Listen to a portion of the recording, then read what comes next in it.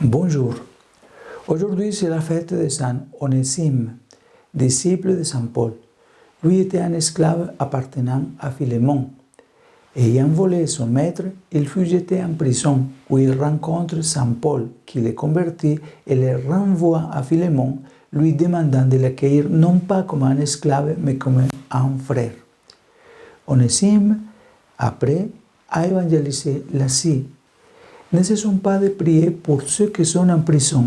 Avec notre soutien et nos prières, ils peuvent changer de vie.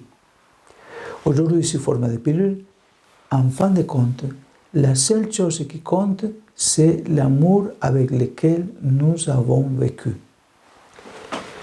Nous continuons à approfondir les documents du Saint-Père qui, dans le numéro 11, nous invite à revenir au cœur. Il a écrit comme ça. Si le cœur est dévalorisé, alors parler avec le cœur, agir avec le cœur, nourrir et prendre soin du cœur est également dévalorisé. Lorsque la spécificité du cœur n'est pas prise en compte, sont perdues les réponses que l'intelligence à elle seule ne peut donner. Perdue la rencontre avec les autres, perdue la poésie. Et nous passons à côté de l'histoire et de nos histoires, car la véritable aventure personnelle est celle qui se construit à partir du cœur. À la fin de la vie, c'est tout ce qui comptera.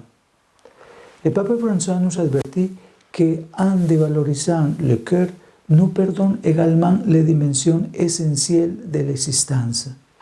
L'authenticité de nos paroles et de nos actes, la profondeur de nos relations et la richesse de notre histoire personnelle.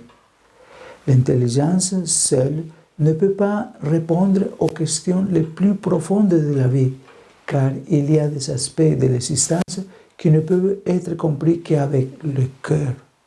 Sans cette dimension, la vie devient froide, mécanique et dénuée de sens.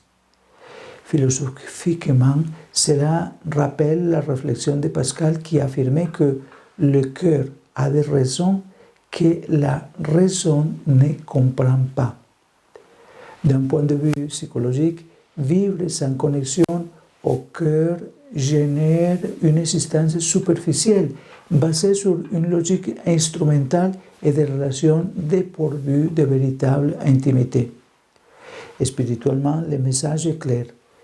Seul ce qui est fait avec amour et avec le cœur dure au-delà du temps et a une valeur éternelle.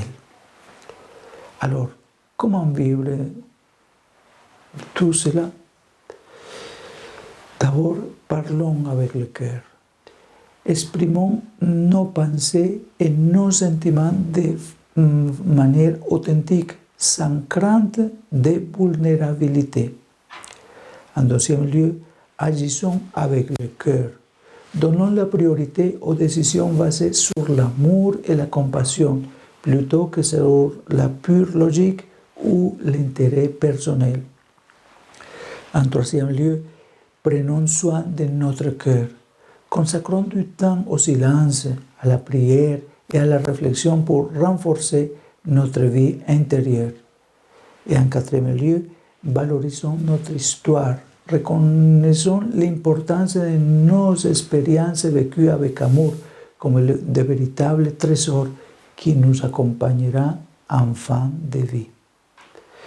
En conclusion, le pape nous rappelle que la vie ne se mesure pas aux réalisations extérieures, mais à ce que nous avons construit avec le cœur. Parler, agir et vivre avec authenticité nous permet non seulement de trouver un sens à notre existence, mais aussi de laisser une marque profonde dans la vie des autres. En fin de compte, la seule chose qui compte, c'est l'amour avec lequel nous avons vécu. Que Dieu Tout-Puissant nous bénisse, au nom du Père et du Fils et du Saint-Esprit. Amen. Bonne journée.